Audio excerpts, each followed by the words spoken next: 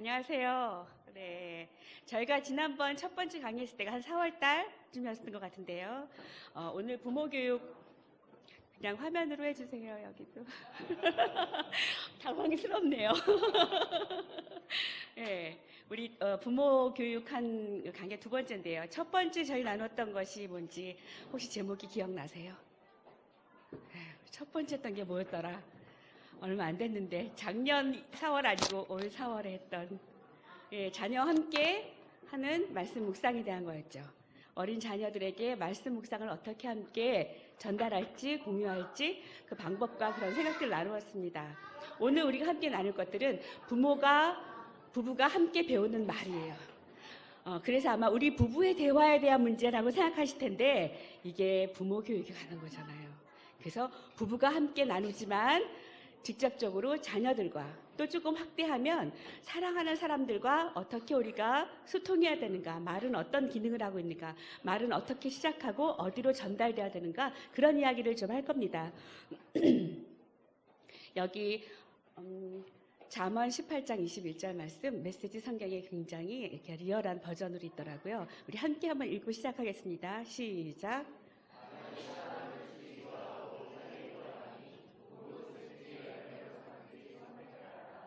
네, 말의 어떤 역할이나 기능, 역기능에 대해서 성경이 이렇게 노골적으로 말하고 있죠. 그러나 그것은 우리가 선택할 수 있다는 거예요. 우리가 선택해서 우리의 것으로 만들 때 그것이 사람을 살리기도 하고 사람을 복을 주기도 하지만 해독도 시키고 성장하게 하는 그런 역할들이 있습니다. 우리 시작하기 전에 서로 한번 인사를 하겠습니다. 말에 대한 강의를 하면서 인사를 하라고 그러니까 좀 어떤 말을 해야 될지 좀 생각하셔야 되겠습니다. 지금부터 두세 문장의 인사를 할 거예요. 안녕하세요. 반갑습니다. 이렇게 하면 세 문장이 끝나버려요. 서로 인사를 하시는데요. 5분과 인사를 하십시오. 처음 본 분, 이름을 모르는 분하고 인사를 하시면 좋겠습니다. 그래서 세 문장 넘어가시면 이렇게 딱 얼굴 돌리십시오. 그래서 세 문장이나 두 문장 정도로 서로 인사하고 다시 자기의 자리로 앉겠습니다. 일어나셔서 서로 인사해 주십시오. 요즘 보니까 얼굴 모르시는 분 많죠? 목장 식구들과 인사하지 마시고요. 모르는 분들하고 가서 인사하십시오. 네.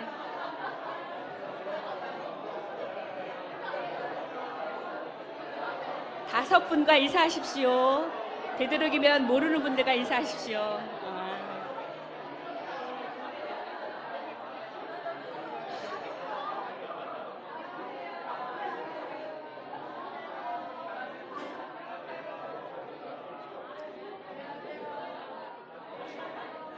어떻게 하면 좋습니까? 안녕하세요. 반갑습니다. 처음 뵙겠습니다. 이렇게 세 문장을 다 쓰시는 분들이 있네요. 목사님, 우리 상품이 있을까요? 상품이 있을까요? 상품 없죠? 네. 지금 5분과 인사했는데 5분의 이름을 다 소개받고 기억하시는 분 손 들어주세요. 나는 5분의 이름을 다 소개받았다 하시는 분. 아무도 없으시군요. 목사님과 저만 전교의 이름을 다 아는 게 아니라 여러분들 이미 다 알고 계시는 거죠. 우리 공동체 이름을 이야기하는 것, 전달하는 것 지금 이 안에서는 잘 안 일어나지만 보통 여러분이 새로운 사람을 만날 때 어떻게 하십니까? 이름 나누죠. 제가 어떤 그 세미나에 갔을 때 지도자 세미나였는데 거기서 되게 인상적으로 이름을 소개하시는 분을 만났어요. 자기 이름을 절대로 잊어버리지 않게 소개를 하시더라고요. 어떠한 이름을 소유한 누구입니다 하는데 제가 그 이름을 잊어버리지 않겠더라고요. 그래서 저도 생각했어요. 평생 미숙한 미숙입니다. 그럴까? 어떻게 소개하면 이름을 잊지 않게 소개할까? 네. 자기를 소개하는 방법도 한번 생각하고 얘기해야 되죠. 오늘 내가 들은 그 인사 중에 좀 인상적으로 인사말을 자기에게 하신 분 있으셨어요? 아무 생각 없이 인사들 나누셨어요? 네, 점심을 먹어서 여러분이 조금 피곤하실 텐데 지금부터 이제 뇌를 사용하겠습니다. 네, 우리가 잠깐 인사를 나누려고 해도 사실 무슨 말을 해야 되지? 이 사람에게 내가 어떻게 나를 표현하지? 뭐라고 말할까? 모임을 가도 한 10명만 앉아있어도 돌아가면서 자기소개를 해요. 저희가 작은 목자훈련을 하면 항상 자기소개를 하는데 얘기를 할 때마다 자기 차례가 올 때까지 조마조마하게 기다리세요. 그래서 중간중간 다들 뭐라고 시작하냐면 무슨 말을 할까 생각했는데요. 그렇게 말씀을 하세요. 우리가 짧은 대화를 할 때도 내가 무슨 말을 할지 생각하고 대화합니다. 특히 직장생활 하시는 분들은 새로운 사람을 만날 때 혹은 자기가 갖고 있는 프로젝트를 프레젠테이션 할 때 언제든지 그 말을 전달하기 위해서 많이 생각하고 준비하는 일들을 하실 겁니다. 부부관계 안에서는 어떨까요? 그냥 되는 대로 이야기하시나요? 별로 대화할 일들이 많지 않으신가요? 아마 남편들은 어떨지 모르겠어요. 그런데 아내들은 뭔가 얘기할 것이 있으면 사실 생각합니다. 남편의 기분도 살펴야 되고요. 지금 이 말을 하는 게 적절한 타임인지도 생각해야 되고, 또 남편이 이 말을 들을 때 오해하지 않고 전달할 수 있도록 얘기하려고 생각을 해요. 그러시죠? 여기 싸우지 마시고요. 우리 남편도 뭐 생각하십니까? 예. 부부가 대화할 때도 좀 생각해야 돼요. 많이 생각합니다. 왜요? 내 마음에 있는 생각이 상대방에게 잘 전달되려면 우리는 생각을 합니다. 자녀들에게는 어떠십니까? 좀 생각하면서 얘기하십니까? 어떠세요? 아이들이 좀 커가니까 아이들이 어릴 때보다 더 많이 생각하게 되죠. 이쪽을 보고 얘기하게 되네요.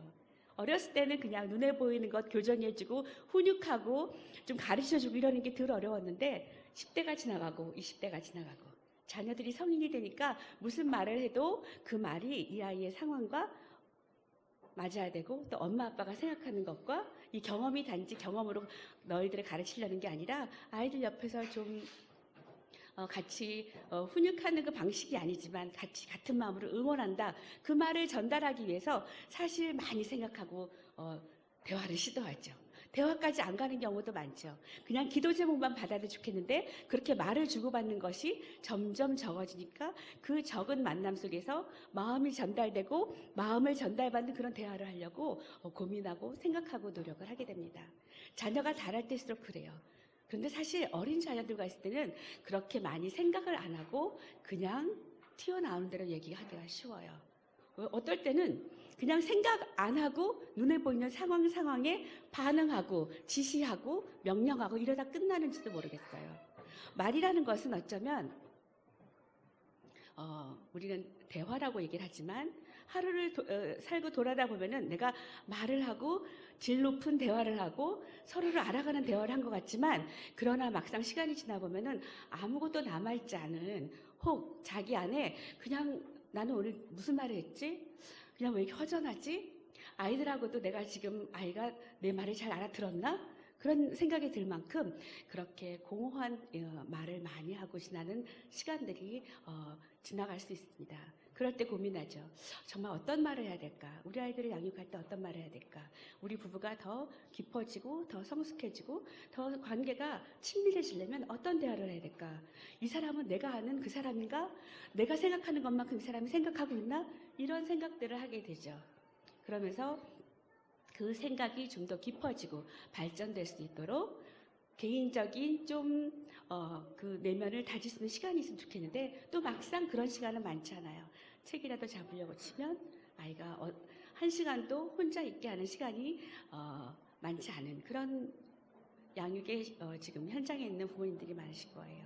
또 이렇게 아이들이 조금 커서 떨어졌는데 그때는 그런 차분하게 내면을 들여다보거나 관계에 깊이 있는 것을 고민하는 시간보다 나는 어떻게 살아야 될지 조금 더 대외적인 자기의 삶을 위해서 고민하는 분들이 더 많으실 것 같아요.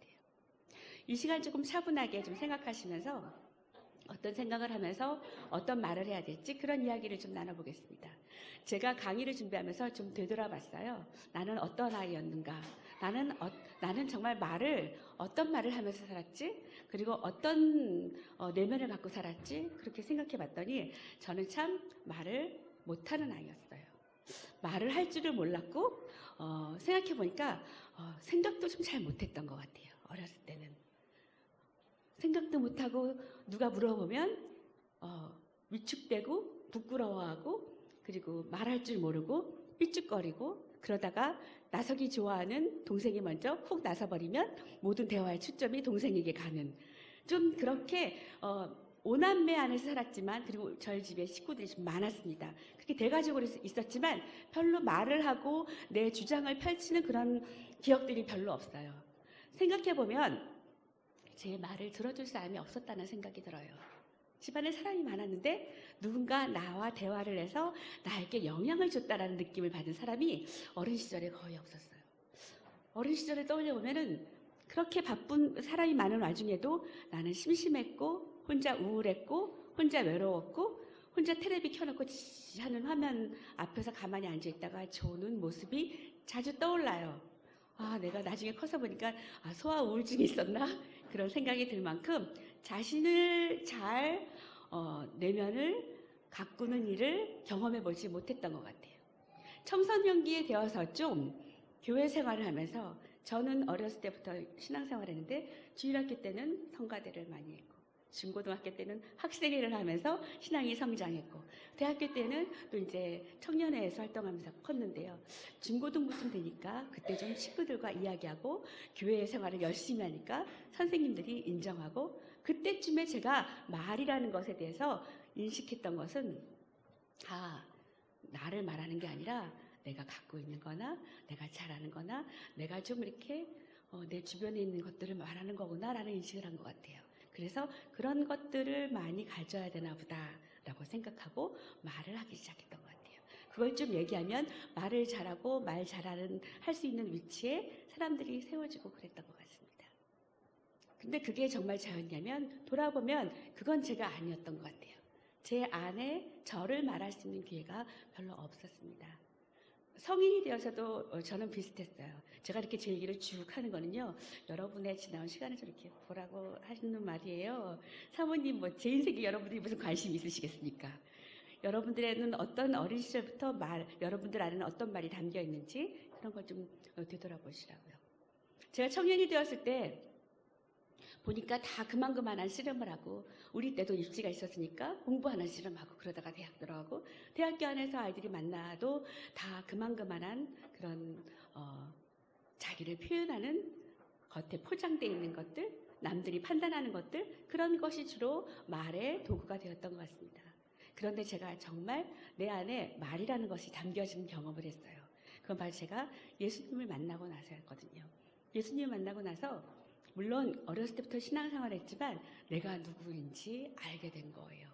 내가 하나님 앞에서 누구인지 알게 되고 내가 누구구나. 내가 누구로 살아야 되겠구나. 인생의 목적이 생기고 방향이 생기고 마음속에 담겨진 그런 이야기가 생기고 나니까 내가 누군지 아니까 그 다음에 내가 할 말이 생기더라고요. 할 말이 생기니까 그때부터는 내 말을 더 견고하게 해주고 내 생각을 더 깊게 해주는 것에 관심이 가게 되고 공부를 하게 되고 성경 공부를 하게 되고 또 훈련을 받게 되고 그런 과정들이 있었어요. 아마 여러분들도 비슷할 겁니다. 청년의 시간에 하나님을 만난 분들이 대부분 그래서 말씀에 깊이 있게 열중하게 되고 그리고 하나님을 알아가는 것에 그 즐거움과 기쁨을 알게 돼요. 왜요? 하나님의 말씀 앞에서 하나님 앞에서 내가 누군지 그제서야 알게 된 거거든요. 내 할 말이 생기는 거거든요. 내가 누군지 알겠으니까 이제 내 말이 포장된 것이 아니라 남의 말이 아니라 거짓된 게 아니라 내 말이라는 것을 좀 알겠더라고요. 그때 제가 알았습니다. 나는 누구냐면 내 마음에 내 깊은 내면에 내가 누구라고 하는 사람 앞에서 내 정체성을 발견하는 게 내 말을 갖는 첫 번째구나 그런 생각을 했습니다. 그러나 그 말을 그렇게 시작했다고 해서 제 안에 굉장히 갑자기 거대한 말을 잘할 수 있는 그런 사람으로 변화되지 않았어요. 지금도 물론 말에 대해서 제가 참 말하기 어려워하는 사람입니다. 지금 이 물 아래 밑에서는요 바들바들 떨고 있습니다. 여러분들이 믿거나 말거나. 예. 저는 며칠 전에도 어떤 집사님과 얘기를 했는데요. 무대 공포증이 있었어요. 그래서 제가 하고 싶은 전공을 못하고 전과를 해서 재수를 해서 일반 이제 과를 전과를 했는데요. 제가 무대 공포증이 있는 거를 저는 단지 수줍음이 많고 사람들 앞에서 많이 떨리고 그리고 말을 잘 못하고 누가 뭐라고 얘기를 하면 막 이렇게 말하라고 막 이렇게 하면 눈물부터 나고 감정부터 먼저 쏟아지는 저랑 똑같으신 분이군요. 그런 줄 알았는데 그게 전부가 아니더라고요. 누군가 나를 평가하려고 하는 시선 앞에서 제가 말을 못하고 노래를 못하고 아무것도 표현을 못하더라고요. 그때 알았어요. 제가 무대 공포증이 있구나. 근데 그 병을 10년 이상 지나서 하나님께서 다시 기회를 주시고 제가 꼭 해야 될 말을 선별해서 하나님이 주신 시간에 그 일들을 하도록 반복해서 회복해 가시고 훈련을 하셔서 사실 지금 이 자리에까지 있는지 모르겠습니다. 말이라는 것이 관계 안에서 얼마나 중요한 도구인지 제가 굳이 설명하지 않아도 여러분들은 다 알고 있을 거예요. 여러분들은 말을 잘하고 싶고 또 말을 잘 표현하고 싶고 다른 사람에게 감동을 주는 말, 내가 전달하고 싶은 것을 저 사람이 딱 전달받아서 확 변화가 되는 막 그런 말을 잘하는 사람이고 싶을지 모르겠어요. 저는 그런 생각은 별로 없어요. 그런데 저희 아이를 키우면서 아이와 1대1이 되니까 그땐 그 어떤 그 이전의 경험보다 가장 말하기 편안하고 안정된 시간이더라고요. 아이를 품에 안고 그 아이와 소통하는 것이, 그 아이에게 말하는 것이, 그 아이가 나한테 반응을 주는 것이 내가 굉장히 가치 있는 사람인 것 같고 내 말을 뭐든지 다 받아 먹을 것 같은 그 아이의 표정에서 제가 엄마로서 아이를 양육하는 그런 말하는 사람으로 내 내면을 전달하는 사람으로 하나하나 세워졌던 것 같아요. 부부관계 안에서 그렇습니다. 배우자가 말을 잘해. 우리 남편은 말을 잘해. 우리 아내는 딱 필요한 말만 해. 그런 말은 사실 그 사람이 갖고 있는 속성보다는 함께 대화를 하는 그 대상이 그가 어떻게 말을 하냐에 따라서 어떻게 반응하냐에 따라서 어떻게 받아주고 어떻게 호응하느냐에 따라서 다른 것 같아요. 진심으로 얘기할 때 그걸 가볍게 날리지 않고 정성껏 얘기할 때 그것을 신중하게 받아주고 이런 과정들이 부부 안에서 계속 일어날 때 말이라는 것은 그 안에서 깊이 있게 서로의 마음 안에서 작동하고 자라가고 반응하고 대화하는 그런 성장이 있게 됩니다. 그래서 말은 불필요한 습관이나 가볍게 날리는 그런 말을 부부관계 안에서 할 필요가 없어요. 사회 안에서는 여러 사람 있을 때는 좀 농담 잘하는 사람이 인기도 있고 무거운 얘기를 가볍게 쫙 이렇게 사람들 웃게 하는 사람이 좀 호응을 얻고 그런 사람이 언제든지 있어야 좀 분위기가 살 것 같지만 사실 부부가 대화할 때는 정말 마음과 마음이 소통할 수 있는 이 사람은 말을 잘 못하는 사람인 것 같은데 둘이 있을 때 말하는 거 보면 참 진실 때 몇 마디 안 했는데 그 말이 뭔지 알겠고 저 사람이 마음을 다해서 하는 것을 알겠어요. 그게 부부관계거든요. 그럴 때 진짜 부부관계 안에 친밀함이 영적인 성숙함이 서로 안에서 일어나는 것입니다. 이 이야기는 사실 오늘 주제의 초점은 아닙니다. 왜냐하면 부부가 함께 그런 한 스피릿을 가지고 자녀와 소통하는 법을 더 이야기할 것이기 때문입니다. 여러분은 어떤 아이였습니까? 저처럼 좀 말을 잘 못하는 아이였습니까? 그래서 지금도 자기의 말을 표현하려면 좀 어렵고 힘듭니까? 자신감이 없는 아이였습니까? 수줍음이 많았습니까? 혹은 생각이 너무 많은 아이였습니까? 생각이 많은 아이들은요, 질문을 하면요, 생각이 없는 애 같이 말하지 않아요. 얘가 생각을 엉뚱한 이야기를 많이 하죠. 완벽주의적인 아이들도 있어요. 그런 아이들 말할 때 보면요, 잘 쉽게 입을 열지 않아요. 자기 안에 완벽하게 논리가 구성되지 않으면 입을 잘 열려고 하지 않죠. 말을 잘 안 하는 건 생각이 없어 말을 안 하는 게 아니에요. 부모님들이 가끔 애가 말을 안 하면 답답해 넘어가죠. 그래서 제발 말해. 너 뭐야? 왜 그래? 빨리 말해. 시간 없어. 이렇게 다그치는데요. 아이가 말을 안 할 때는 생각이 많기 때문일 수도 있습니다. 원래 조용한 아이일 수도 있어요. 그리고 원래 말을 하면서 생각하는 사람도 있어요. 사람마다 다 다르죠. 여러분은 어떤 아이였는지 어떤 과정으로 나의 말을 갖게 됐고 내 말을 표현하게 됐고 또 다른 사람에게 나를 소통하게 됐는지 모르겠어요. 제가 지금 잠깐 그래서 한 아이를 여러분에게 소개하려고 합니다. 임수연 집사님 조금 앉아주세요. 우리가 동화로 만나는 하나님 나라라는 수업을 했는데요. 그때 함께 했던 동화입니다. 이 동화책의 이름은 알사탕입니다. 죄송합니다. 네, 이 알사탕이라는 동화책은요. 나온 지 얼마 안 되고 지금 제가 선정해서 그런지 베스트셀러가 되었네요. 우리나라에 몇 안 되는 작가 중에 백희나 씨가 되게 글을 잘 쓰는데 이 작품은 제가 봤던 작품 중에서 가장 최고예요. 이 알사탕이라는 동화에 나오는 소녀는 동동이라는 아이인데요. 이 동동이라는 아이는요. 혼자 자기 세계 속에 사는 아이예요. 친구도 없이 혼자 사는 아이인데 그 아이가 어느 날 알사탕을 먹으면서 소리를 듣게 되고 그 소리에 반응하게 되고 결국 자기의 마음의 소리를 들어 말을 하게 되는, 그래서 관계가 확장되는 그런 이야기입니다. 그때 수업에 이 책을 읽어준 우리 자매님이 얼마나 맛깔스럽게 이야기를 저한테 들려주셨는지 오늘 또 한번 부탁드렸습니다. 이 알사탕이라는 동화를 이제 읽어주실 텐데요.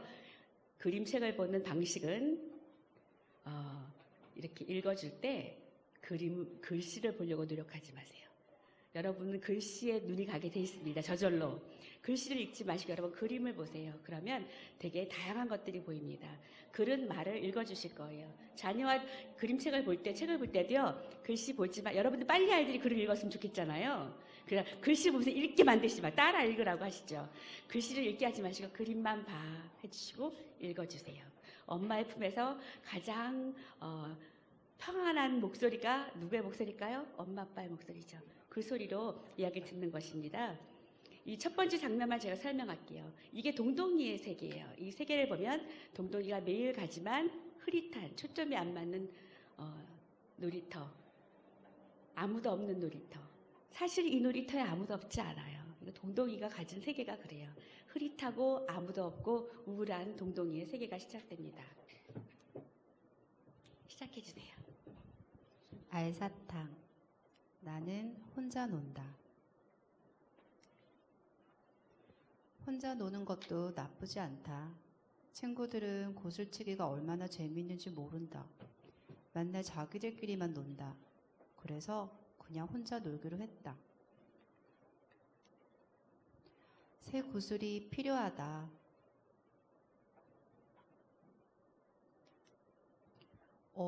이건 못 보던 구슬이다. 그건 알사탕이야. 아주 달지. 어쩐지 크기도 모양도 색깔도 가지가지더라니. 뭐부터 먹어볼까?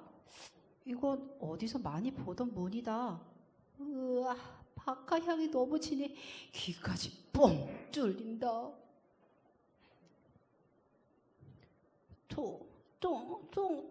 동동아, 여기야, 여기. 갑자기 거실에서 이상한 소리가 들리기 시작했다. 꼴깍 침을 삼켰다. 그러자 소리가 더 또렷이 들렸다. 동동아, 나는 소파, 너희 집 소파. 리모컨도 내 옆구리에 껴. 너무 결려. 아파. 소파다. 소파가 말을 한다. 리모컨이 거기 있다고? 지난 일요일부터 안 보이더니 제자리에 안 뒀다고 아빠한테 혼났는데. 나는 용기를 내어 소파 곁으로 다가갔다. 그래. 마지막으로 할 말이 너희 아빠 보고 방귀 좀 그만. 너무 힘들어. 숨지기가. 여기 앉아서 끼지 마시라고 좀. 꼴까? 입안에 사탕이 녹아 사라지자 목소리도 사라졌다. 이거 정말 이상한 사탕이다. 그렇다면 동동아, 역시 네가 전부터 오해하는 게 하나 있는데 말이지. 뭘? 난 네가 싫은 게 아니야. 그럼 왜 자꾸 도망가? 알았어. 나랑 노는 게 지겹다 이거지? 또 오해하네. 걔는 말이야, 긴장하면 하품을 한다고. 그래? 그럼 왜 자꾸 나를 피하는 거야? 네가 싫어서가 아니라 내가 너무 늙어서 그래. 자꾸 눕고 싶거든. 아, 그랬구나. 자꾸 끌고 다녀서 미안. 그래서 말인데 이 목줄 좀 풀어줄래? 그래, 좋아. 구슬이와 함께 산 지 8년이나 되었지만 이야기를 나눈 건 오늘이 처음이었다. 우리 오후 내내 함께 놀았다. 동동아, 아빠다. 숙제했나? 장난감 빨리 치워라. 이게 치운 거가. 빨리 정리하고 숙제 안 하나? 굳이 산책을 시킨다, 똥은. 산책 갈 때 비닐봉지 챙기라 했나, 안 했나? 손 닦았나니? 제대로 걔 안 돌볼 거면 키울 자격이 없다 했지? 그 시가 이게 뭐고, 동네 창피하게. 자전거 요새 어디다 갖다 놨노니? 이름 안 써놨나, 마. 리모컨 어쨌노? 똑바로 안 왔나? 밥 부르지 말라 했겠지? 밥 먹다 똥 싸지 마라. 문 닫아라, 냄새 나온다. 등 펴고 의자 딱 땡겨 앉아라. 딱 등 붙여갖고 나무도 먹어라. 꼭꼭 씹어갖고 입 다물고 물어. 알림장 제대로 적어왔나니? 내가 해랬지? 물은 밥 다 먹고 마시는 거라. 내가 몇 번 말했노 좀. 밥 다 먹고 말해라. 밥풀 뛴다. 가정통신문 있으면 식탁에 딱 놔둬라 했나 안 했나? 급식 골고루 먹고 손톱 깨물지 말고 구슬 밥 줬냐고. 물 주라 빨리. 소리 지르고 발꿈치 들고 살살 다니라. 물통 꺼내놨나?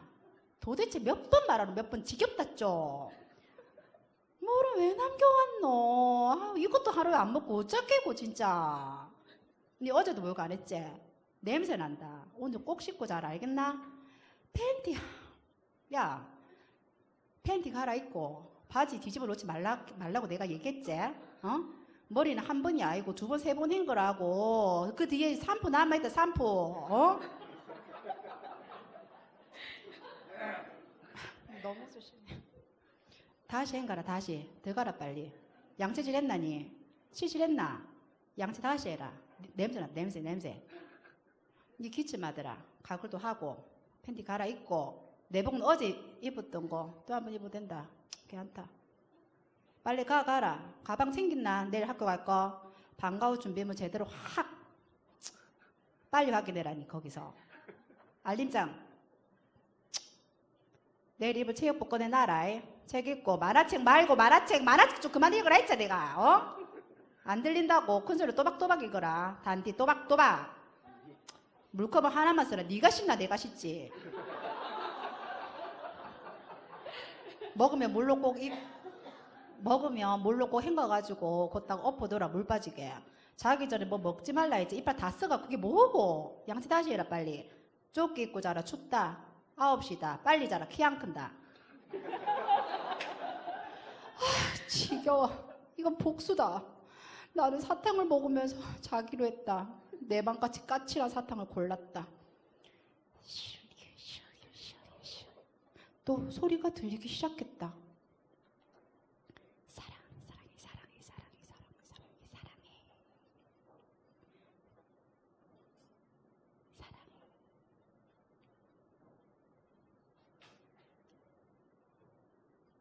사랑해. 나도 사탕이 몇 개 남지 않았다. 내 주변엔 분홍색이라고는 없는데 누구 목소리가 들릴까? 말랑하다. 속에 껌이 들었네. 그것도 풍선껌. 풍선을 불었더니 휙 날아가 버렸다. 한참 있다가 제멋대로 돌아와서는 뻥 터졌다. 그것도 내 귓가에서. 동동아, 잘 지내지? 할머니 목소리다.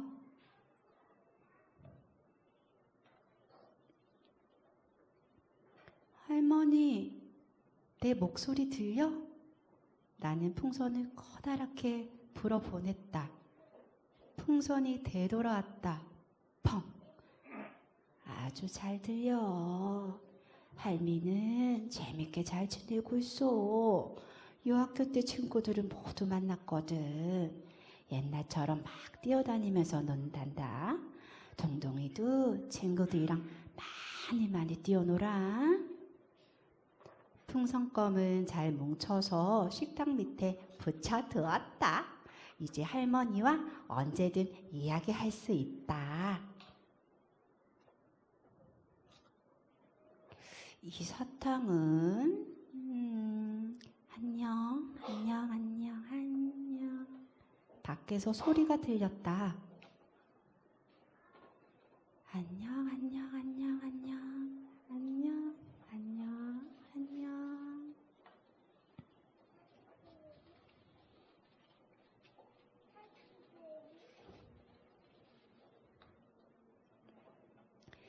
마지막 남은 투명한 사탕은 아무리 빨아도 그냥 조용했다.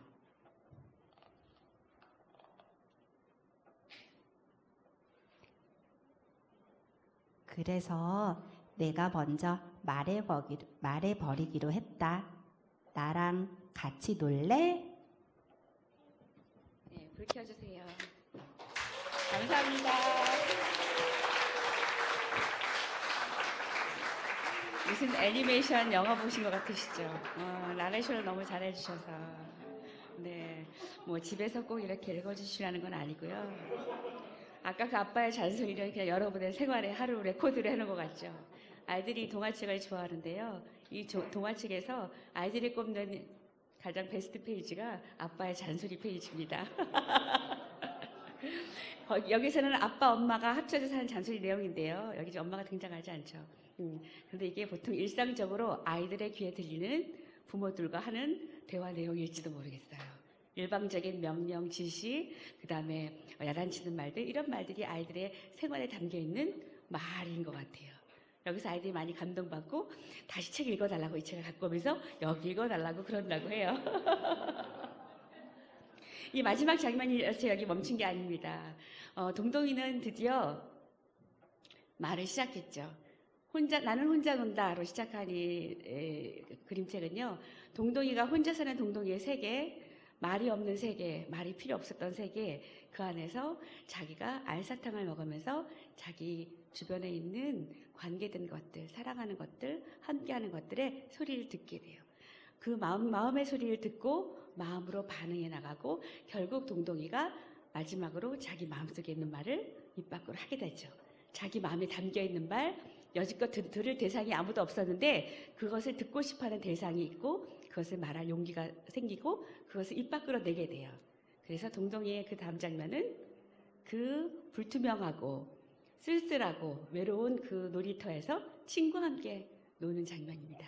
이것이 속지 맨 마지막 속지의 표지입니다. 책의 마지막 장면이에요. 이 책의 그냥 뒷면이에요. 근데 뒷면이 스토리가 있습니다. 보십시오.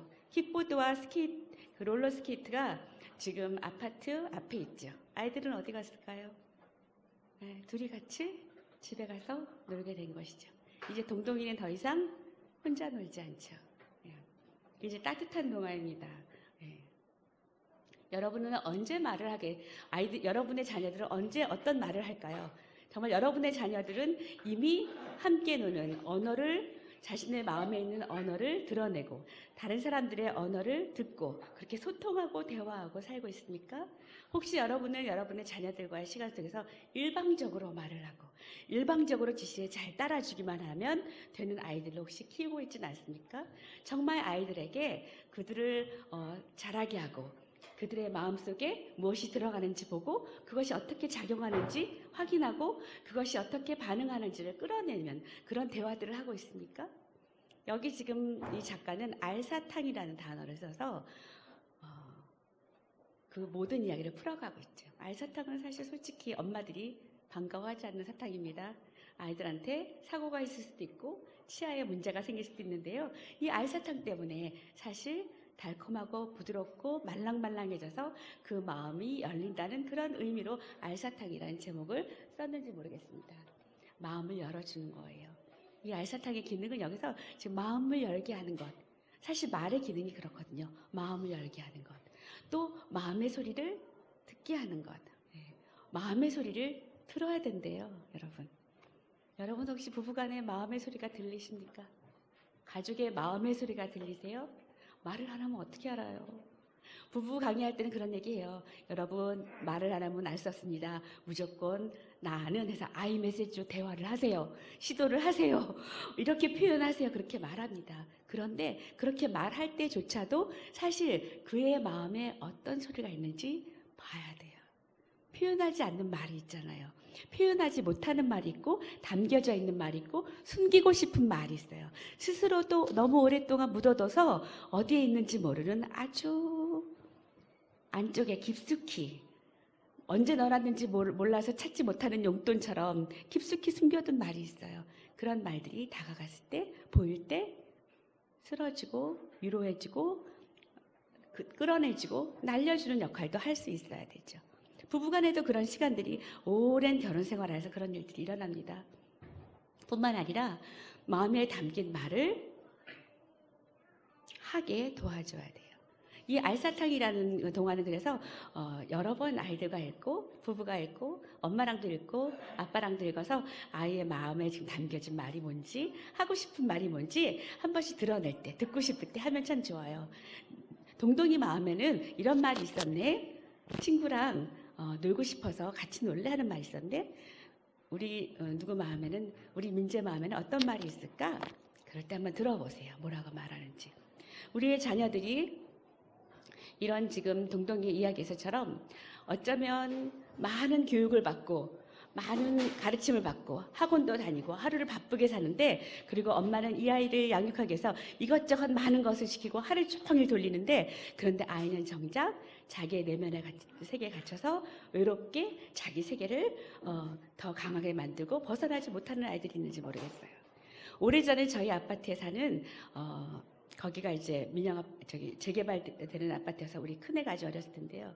그 아파트에 한 할머니가 사셨는데 할머니가 늘 아이를 업고 다니셨어요. 근데 그 아이가 내가 보기에는 너무 커서 더 이상 업고 다니시면 안 될 것 같은 아이였어요. 7살, 8살은 돼 보이는 아이인데 늘 업고 다니셨어요. 그래서 아이가 몇 살이나 했더니 얘가 6살인데 몸이 크다고. 근데 제가 그 아이가 말하는 소리를 한 번도 듣지 못했거든요. 아침 일찍 엄마 아빠가 일을 나가서 아이가 잘 때 들어오신대요.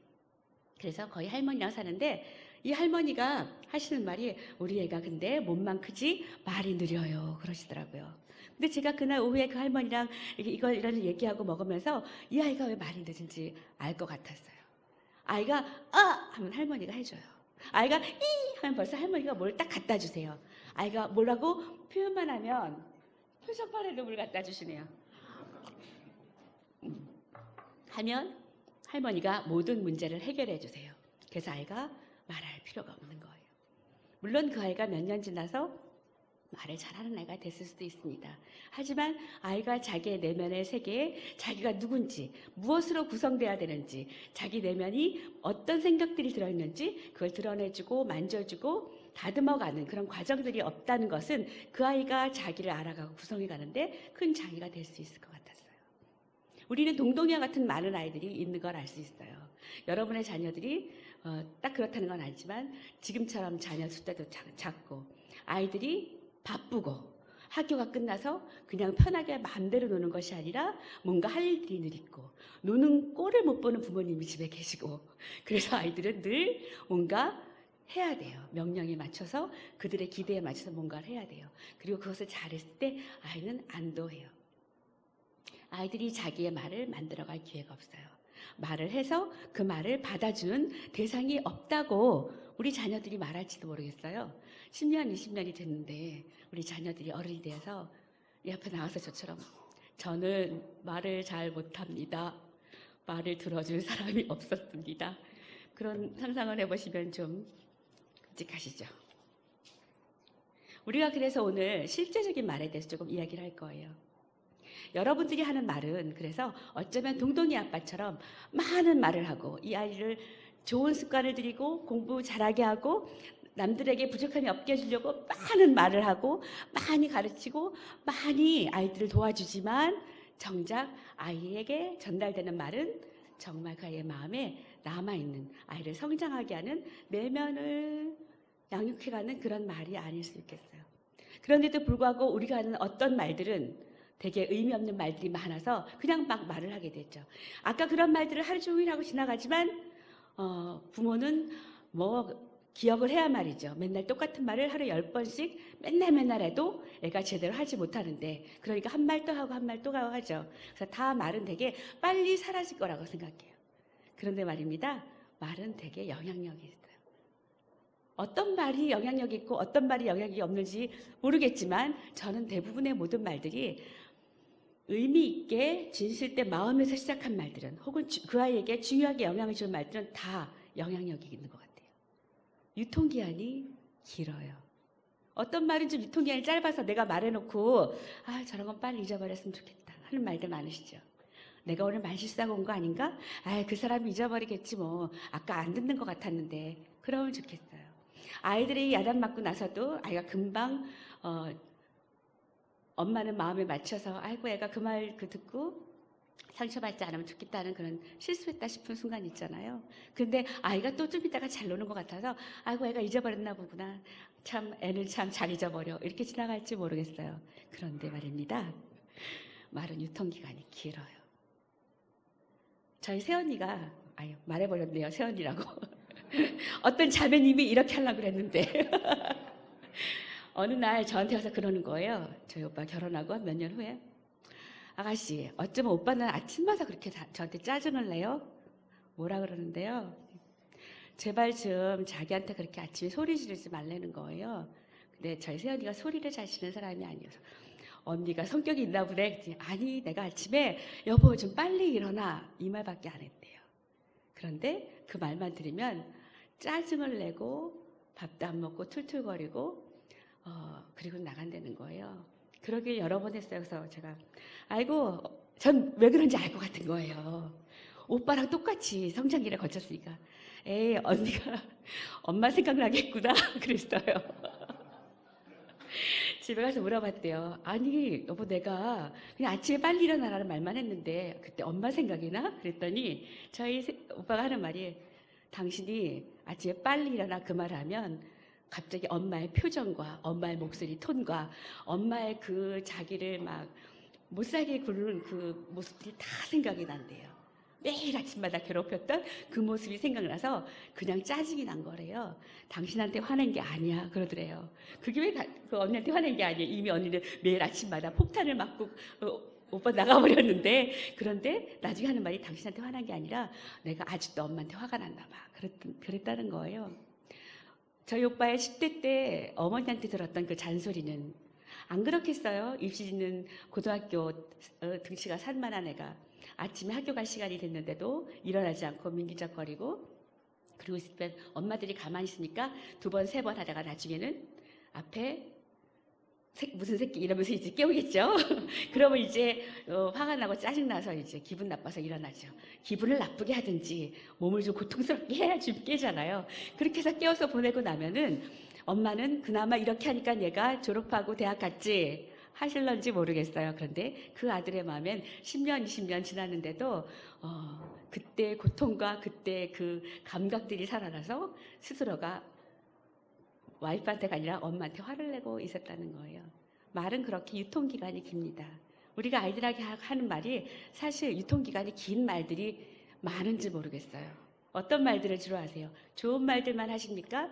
좋은 말들만 할 수는 없잖아요. 아이들을 훈육하다 보면 다 아이들이 싫어하는 것을 잘 못하는 것을 바로 잡아야 되니까 그것들이 얼마나 다 말이 셀 수 있고 거칠 수 있고 기분을 상하게 할 수 있고 그다음에 아이들에게 고통을 줄 수 있는 그런 말들이 됩니다. 그런 어떤 행동들이 됩니다. 그런데 그것이 유통기간이 길다는 걸 생각하면 인격적으로 마음에 오래 남는 그런 말들로 고통을 주면 안 될 것 같아요.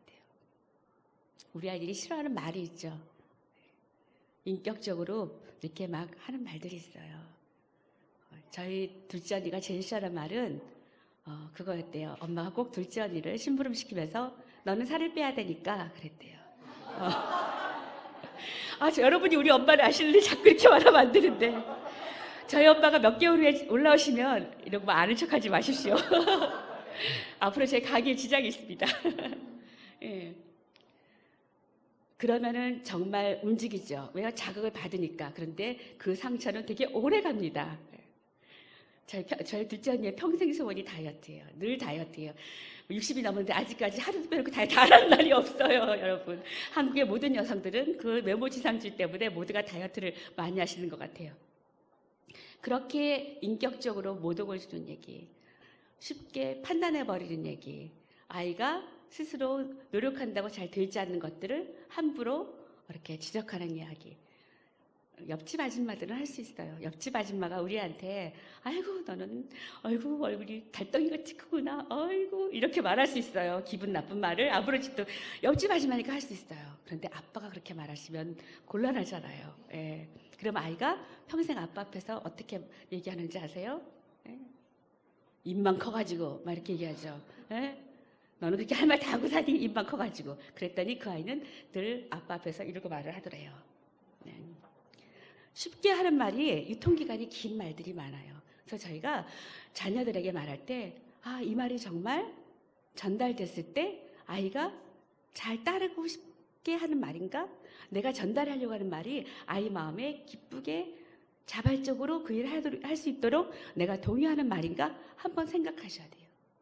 물론 생각하지 않고 그냥 나가면 여러분들이 들었던 말을 하시게 될 거예요. 주변에서 많이 사용하는 말들을 그냥 하게 될 거예요. 내가 들어서 기분 나빴지만 그래 너도 기분 나빠야 너도 바뀌지 이러면서 그냥 말해버릴지 몰라요. 그런데 그런 말들이 유통기한이 길다는 거예요. 조금 힘들어도 한 스텝 멈추고 한 번 더 생각하고 우리 아이를 알잖아요. 옆집 아줌마는 모르지만 나는 알아요. 이 아이의 마음이 얼마나 여린지, 이 아이의 마음이 얼마나 나를 좋아해서 내가 주는 것에 영향을 많이 받는지 알아요. 그래서 거기에 맞게 정말 이 아이가 잘 받아서 감사하게 자발적으로 변화하고 싶게 그런 말 있으면 알려 달라고요. 제 아이 고민은 제가 할게요. 여러분 아이의 고민은 여러분들이 하십시오. 그 고민들을 하셔야 돼요. 생각을 하셔야 돼요. 두 번째 말은 생명력이 있습니다. 왜 말이 씨가 된다는 말 있죠? 그 말이 무슨 뜻일까요? 우리 속담이 말이 씨가 된다. 응? 말이 씨가 된다. 너무 쉬운 말인데 말이 씨가 된다. 정말 그 말처럼 일이 일어난다. 그런 말이겠죠? 말이 생명력이 있어요. 누군가의 마음에 내 말이 떨어졌는데 거기서 뿌리가 내리고 싹이 올라와서 나에게 그것을 막 말해주고 그것이 막 자라고 나중에 열매도 맺어요. 그 씨앗과 전혀 상관없는 것 같은 어떤 다른 열매가 맺어질 수 있어요. 제가 좋은 생명의 그 열매를 하나 자랑하겠습니다. 제가 교회에서 쭉 자랐다고 했잖아요. 중학교 시절에 함께 그 같은 동기들이 이렇게 자랐던 그런 시간들이 있었는데요. 저희가 다 커서 제가 그 교회에서 선교사로 나가기 전까지 성장했던 교회예요. 오랫동안 다녀서 동기들이랑 늘 그 교회에서 같이 다녔어요. 나중에 한참 후에 교회 관리에서 가서 우연히 한 동기 남자친구를 만났는데 그 친구들은 그 동기들은 대부분 그 교회에서 직분을 받고 섬기고 가정을 이루고 그러고 있었어요. 그 형제가 저한테 다가오더니 박미숙 사모 내가 박미숙 사모한테 고맙다고 해야 돼 그러는 거야. 그래서 내가 너네들한테까지 사모라고 들어야 되겠니? 그래서 편하게 얘기하자 그랬는데 아니야 박미숙 사모 내가 너 때문에 인생이 바뀌었어 그러는 거예요. 제가 나 때문에 인생이 바뀔 일이 뭐가 있었지? 했는데 그 친구가 하는 말이 중학교 때 저희가 중학교 때 저희 때는 합창대회 이런 게 많았어요. 교회에서도 학년별 합창대회 이런 게 있었던 것 같아요. 근데 우리 동기 아이들이 모여서 합창 연습을 했는데 나와서 지휘해 줄 애가 없었어요. 근데 그때 그 친구가 체육을 하다가 철봉에서 떨어져서 허리를 다친 다음에 좋아하는 체육을 못하게 된 아이였어요. 근데 걔가 노래를 잘했거든요. 목소리는 허스키 있는데 노래를 부르면 아주 이렇게 사람을 기분 좋게 노래를 하는 친구였어요. 다들 삐죽거리고 다 서로 누가 지휘하니 막 이러고 있는데 제가 걔한테 용범아 네가 지휘해. 네가 달란트가 있잖아. 제가 그 말 한마디 했어요. 그러니까 제가 막 그 아이를 높여주거나 그 아이가 잘한다는 것을 막 계획해서 얘기한 게 아니라 그냥 아무도 할 애가 없는데 제가 노래할 때 기분 좋게 하니까 네가 해. 그렇게 얘기했는데 그때 그 아이가 내가 잘하는 게 있구나. 내가 이걸 해야 되겠구나. 그 이후에 저는 그 친구가 보통 고등학교, 대학교 가면 어떻게 사는지 잘 모르거든요. 이성 친구들은. 그런데 그 아이가 되게 음악에 집중해서 했었나 봐요. 그래서 그 이후에 다른 악기들을 하거나 그런 것도 여러 가지 잘하지만 그 기독교 음악 악보를 만드는 그런 출판사에서 편집하고 편곡하고 그런 일들을 해서 그쪽 계통에서는 좀 유명한 사람이 돼 있더라고요. 그래서 교회 음악 책 같은 거를 만들 때 많이 하더라고요. 그래서 내가 지금 하나님 떠나지 않고 이 일을 계속하고 있는 건 네 덕분이야 그러는 거예요. 그렇게 작은 말 하나가 누군가의 인생에 뚝 떨어져서 거기서 뿌리를 내리고 자라고 그 씨앗을 떨어뜨린 사람 아무 상관없고 제가 뿌린 것도 아니죠. 저는 그냥 말을 한 건데 그 마음밭에 떨어져서 그것이 자라는 일들이 일어납니다. 이거는 저에게만 일어난 아주 우연한 일이 아닐 거예요. 여러분 주변에도 정말 누군가 말을 했는데 그 말이 싹이 나고 열매를 맺고 풍성하게 해서 주변에 많은 사람을 유익하게 하는 그런 일들이 있지 않습니까? 저는 사람들을, 엄마들을 코칭하다 보니까 주변에 어떤 말들을 많이 듣냐면 그렇게 말씀해 주셔서 제가 생각을 다르게 하게 됐어요. 달라졌어요. 변화됐어요 하는 말을 들어요.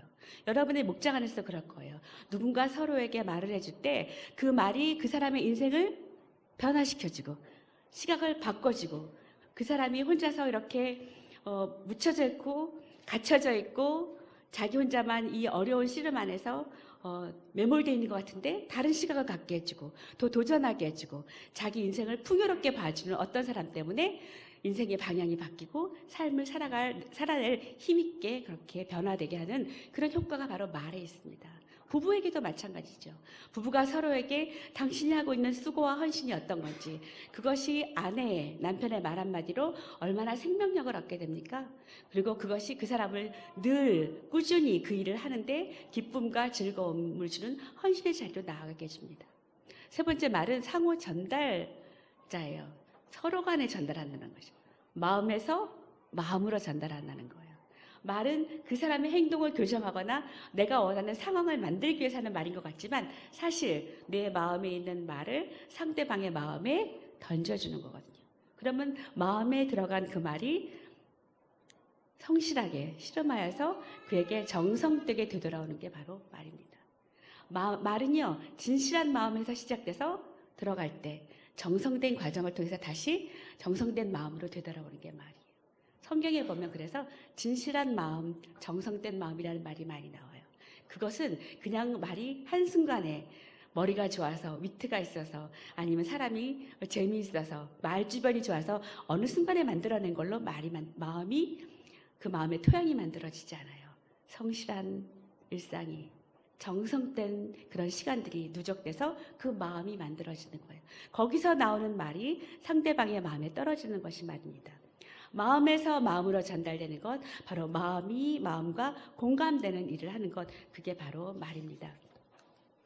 그래서 우리가 오늘 좀 여러분들이 이제부터 실제적인 얘기인데요. 아주 쉬운 얘기예요.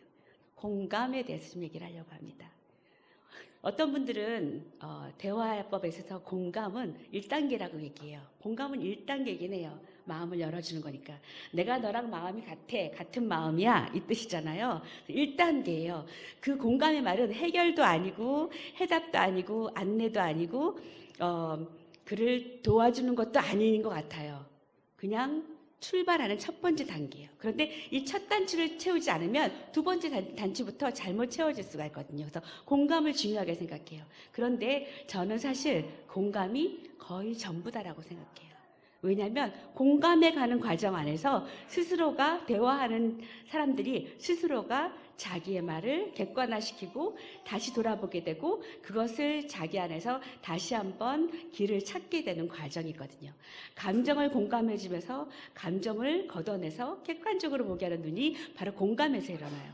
여러분과 함께 아주 쉬운 공감 언어 몇 가지를 좀 보면서 좀 살펴보겠어요. 여러분들이 쉽게 하는 공감 언어 있죠? 뭐가 있으세요? 그랬구나. 그거 1번이고 그게 다잖아요. 그래서 여러분 어떻게 하십니까? 무슨 말만 하면 그랬구나. 아이가 막 다리에 매달려서 엄마 그랬구나. 그리고 또 다리를 해요. 근데 아이가 계속 그래요. 왜 그렇죠? 공감이 안 됐어요. 그랬구나를 10번을 해줬는데 아이는 엄마가 내 말을 공감해줬다고 인식하지 않아요. 공감의 가장 중요한 것, 그랬구나의 중요한 것은 그랬구나 저는 두 번째입니다. 첫 번째가 힘들었겠구나. 이 말 잘 안 하죠? 힘들었겠구나. 한번 지루하신데 입 밖으로 내보세요. 힘들었겠구나. 힘들었겠구나. 부부가 남편이 집에 들어왔어요. 아내가 일하고 들어왔어요. 집에 있어요. 또 만났어요. 서로가 마음속에 있는 말을 읽어주는 거예요. 1번의 답은 힘들었겠구나를 외우라는 게 아니라 마음에 담긴 말을 읽어주세요라는 거예요. 네. 힘들었구나. 힘드셨죠? 힘들었지? 그런 말이에요. 아이가 학교 갔다 왔어요. 밖에서 뛰어놀다 왔어요. 여태까지 밖에 나서 뛰어놀고 와서 옷 엉망으로 들어왔어요. 그럼 엄마 멤버들 뭐라 그럴까요? 가서 씻어. 그때 얘기했죠. 근데 아이가 기진맥진해서 들어왔어요. 이 아이의 마음에 가득 담겨있는 첫 번째 튀어나오는 말이 뭐죠? 힘들어 죽겠어. 이거잖아. 목말라 죽겠어. 아, 힘들어. 이거잖아요. 그건 문제 해결도 아니고 지금 상태를 내가 보고하는 것도 아니고 평가받는 것도 아니에요. 그냥 감정이에요. 그걸 말해주는 게 공감이에요. 그냥 보는 대로 무조건 딱 마지막 힘들었지? 힘들게 뭐 힘들어. 여태까지 놀다 왔는데. 예. 그런데 그 아이는 사실 여태까지 놀다 왔어도 아이들은 아이 세계에서 경쟁하고 생존하느라고 힘들었어요. 친구들하고 놀고 오는 것 같지만 그것도 알고 보면 힘들어요. 엄마들이 카페 앉아서 수다 떨고 오는 것 같지만 그거 있잖아요. 눈치 보면서 힘들어요. 아빠들이 주말에 나가서 놀고 남자들끼리 만나서 뭐 하고 오는데요. 예? 당신은 애 나한테 다 맡기고 혼자 나가서 놀고 왔지? 이렇게 까시누를 보죠. 남편들도 나가서 사실 그거 하는 거요. 쉽지 않아 힘들어요. 그 맞추는 거 다 사회생활 일부예요. 그런 생각을 하고 즐거움도 있겠지만 그 안에 힘든 부분이 있어요. 먼저 힘들었구나. 부부가 아니라도 상관없습니다. 옆에 계신 양쪽 분들에게 힘드셨죠? 한 주간 힘드셨죠? 힘들었구나. 좀 얘기해 봐 주세요.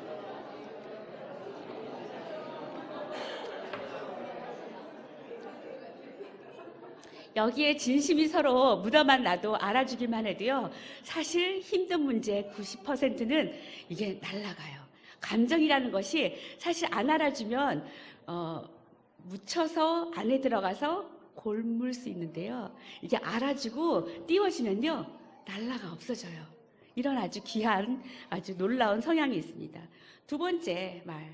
그래서 그랬구나. 여러분들이 잘 아는 말이죠. 그래서 그랬구나라는 말의 의미는요. 아이의 마음에 한편이 되어서 알아주는 거야. 아, 네가 그래서 그랬구나. 그러려면 그냥 그래서 그랬구나. 그랬구나. 그랬구나. 이렇게 지나가는 것이 아니라 어떻게 해주면 이게 제일 잘 전달될까요? 굉장히 효과 좋은 말이거든요. 눈을 마주치고 그쵸? 눈을 쳐다보고 표정으로 어떻게 네가 그렇게 그래 맞아 네가 그래서 그랬지 하고 표정으로 말을 해주시는 거예요. 그래서 그랬구나라는 말 안 해도 눈만 마주치고 이러기만 해도 애가 벌써 알아요. 예. 옆에 있는 분들한테 그래서 그랬구나라는 표정을 한번 지어봐 주세요.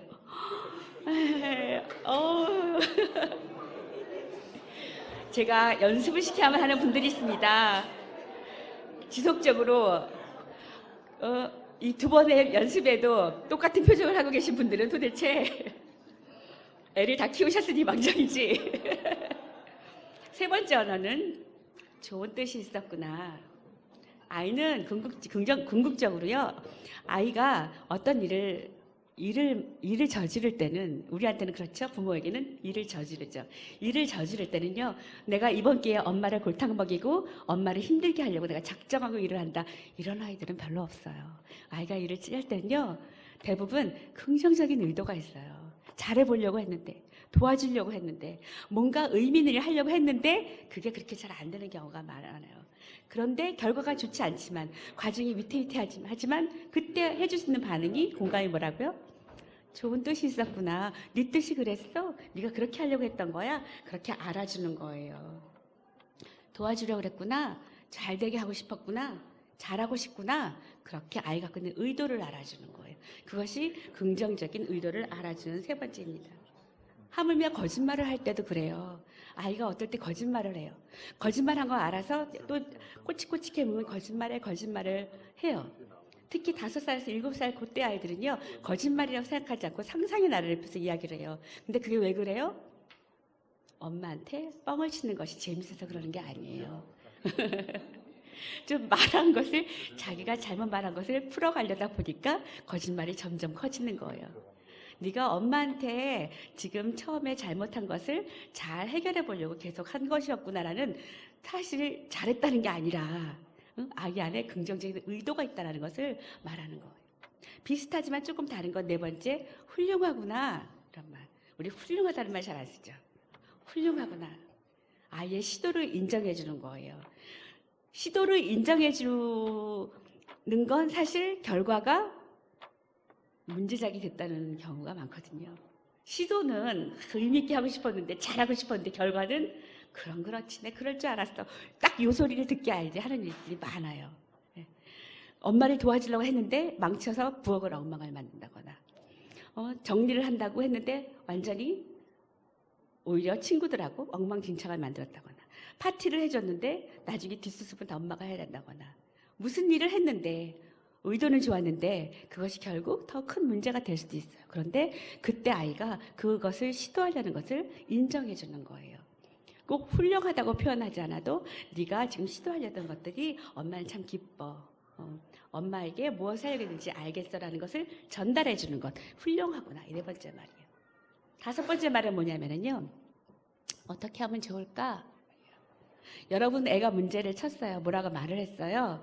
엄마 오늘 학교에서 무슨 일이 있었는데 딱 얘기하면 여러분들 견적이 딱 나오죠. 이거는 얘가 이렇게 했고 선생님은 이렇게 했을 거고 결국 얘가 벌 받았고 그래서 그래서 이거를 느껴왔구나. 딱 견적이 나와요. 그럼 아이한테 이걸 해결할 수 있는 방법 벌써 다다다다다 얘기하게 되죠. 엄마한테는 너무 이것이 쉬운 계산이거든요. 그런데 사실 아이가 엄마한테 이야기를 할 때는 사실 그 과정을 한꺼번에 어떻게 해결할지 몰라서 얘기한 건 아니거든요. 그 문제가 있어서 했는데 내가 이렇게 했고 내 생각은 이렇다는 게 좀 있어. 그걸 있지만 엄마한테 설명하기 위해서 얘기를 했어요. 그럴 때 엄마는 아이 안에 답이 있을 수 있다는 걸 좀 인정해 주셔야 돼요. 아이가 문제를 해결할 수 있는 게 참 많아요. 아이가 이미 엄마가 생각하는 것만큼 생각을 했을 수도 있어요. 엄마한테 얘기할 때 혹은 아빠한테 얘기할 때 뭔가 좋은 결과를 얘기하면 당당하게 얘기하지만 그렇지 않은 일들을 얘기할 때 그 문제를 아이가 스스로 돌출해낼 수 있도록 어떻게 하면 좋을까? 너는 어떻게 하고 싶니? 이 이야기를 꼭 해주시라는 거예요. 이게 공감이에요. 내가 대답을 주는 것이 아니라 내가 애한테 지시해서 원하는 결과에 이르도록 조정하는 것이 아니라 아이가 그 길을 찾아갈 수 있게. 어쩌면 아이에게 여러 가지 옵션이 있을 수 있어요. 그런데 아이가 정말 원하는 것이 뭔지 물어보는 거예요. 그래서 어떻게 하면 좋니? 너는 어떻게 하고 싶니? 너는 뭐라고 생각하니? 너라면 어떻게 하겠니? 근데 그 결과가 그 아이가 내놓은 답이 좋은 해결책이 아닐 수 있잖아요. 쟤는 저러다가 왕따 당하지. 제가 가서 또 저렇게 한다 할 거란 말이야. 걱정이 되잖아요. 그럴 때 거기다 대고 또 한 번 야단치거나 엄마의 방식을 일방적으로 얘기하는 것이 아니라 그럼 그 방법 말고 또 어떤 방법들도 있을까? 여러 가지 방법을 같이 얘기해 보는 거예요. 그 중에서 어떻게 하는 것이 가장 좋을까? 그 친구는 네가 이렇게 할 때 어떻게 할까? 그러면 아이가 스스로 한 번 더 그 다음 스텝을 생각하게 되죠. 그래서 아이가 스스로 그 문제를 답을 찾아갈 수 있다라는 생각을 하시고 접근하면 좋겠어요. 많은 문제들이 거기서 해결될 수 있는 문제들이 많이 있습니다. 그 다음번 6번째는 새로운 것을 배울 때가 되었구나. 우리 이런 말 잘 안 하죠. 키즈 스킬이라는 용어가 있다고 그래요. 핀란드 심리학자 벤 프루만이라는 사람이 만든 말인데요. 이 키즈 스킬은 문제로 여겨지는 것을 문제로 보는 것이 아니라 이제는 아직 배우지 않은 기술이 있기 때문에 그 기술을 배워야 할 때라는 그런 의미의 말이에요. 문제야라는 말을 우리가 많이 하죠. 얘는 계속 어떤 일에 강박증이 있어. 이 문제는 얘가 해결을 못해. 얘는 음식에 편집증이 있어. 얘는 문제를 일으켜. 어떤 일을 내가 해결하지 못하는 그런 문제가 반복되고 짜증을 반복내거나 화를 반복해서 하거나 그럴 때 우리는 계속 지적하고 고치려고 하죠. 그런데 이런 상황을 문제로 보지 않고 새로운 기술을 배워서 그것을 해결해야 된다라는 발달 단계 안에서 그것을 보는 방식이에요. 많은 엄마들이 저한테 코칭 올 때 그 중에서 반 이상은 어떤 이야기로 시작을 하냐면 우리 애가 달라졌어요. 얘가 전에는 안 그랬는데요. 요즘 말대꾸가 심해요. 부터 시작하는 말들이 많아요. 전에는 엄마 말에 잘 들었어요. 엄마 말에 권위가 있었는데 요즘은 제 말대로 안 해요. 엄마 말은 마치 엄마는 아무것도 모르면서 이렇게 취급해버리고 엄마한테 얘기하면 안 통하니까 아빠한테 얘기하고 아빠한테 용돈을 타내고 주말에 친구들하고 나간다는 거예요. 엄마 말에 권위가 없다라는 말을 여러 엄마들이 하십니다.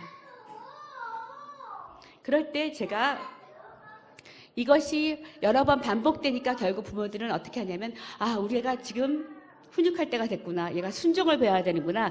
얘한테 내가 따끔하게 야단을 쳐야 되는구나. 우리 애가 문제구나. 친구를 잘못 사귀었어. 이렇게 문제를 확장해가는 것이 아니라 우리 애가 이제 다음 스테이지로 넘어가야 될 때가 됐구나라는 걸 인식하셔야 돼요. 제가 그런 말을 하는 부모님들에게 제일 처음에 하는 얘기가 다행이군요. 아이가 어제보다 오늘 성장해서 그러네요. 어제와 오늘이 똑같다면 아이는 성장하지 않은 건데 아이가 어제랑 오늘이 달라졌네요. 애가 성장하고 있어요. 그러면 그 성장한 오늘에 맞게 그 문제를 다시 바라봐야 됩니다. 바로 이게 그 말입니다. 새로운 것을 배울 때가 됐구나. 아이가 친구 관계에 문제가 생겼어. 왕따가 심해졌어요. 관계 안에서 스스로와 친구들을 해석할 새로운 눈이 필요해요. 새로운 시각이 필요해요. 공부하는 데 있어서 아이가 문제가 있어요. 그 문제가 누적돼서 아이에게 장애가 되었어요. 그것은 그 아이에게 문제가 아니라 아이가 문제를 뛰어넘어 새롭게 바라봐야 되는, 새로운 것을 배워야 되는, 이제 극복해내는 자기만의 방식으로 또 한 번 시도해야 되는 그런 때가 된 거예요.